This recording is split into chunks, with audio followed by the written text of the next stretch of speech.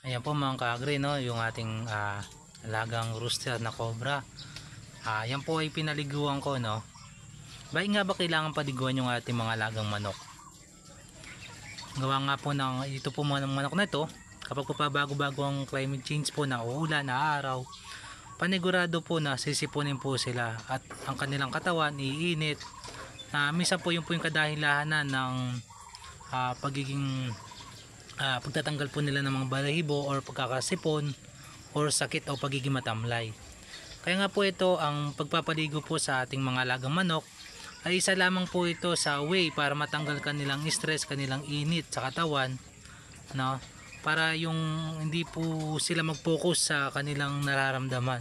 Kung hindi, maginhawaan po sila kapag sila ay naliliguan. Tulad po niyan, pero po napaliguan, mamaya papaarawan naman. Ayan, tinanggal ko po yung kanyang ano sa bubong, no. Ayun, pero ito po ay medyo paano po ito kasi tinamaan po ito ng tamlay nung nakaraan.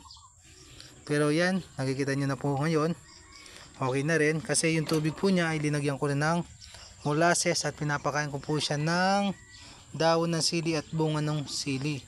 Kaya okay na po siya.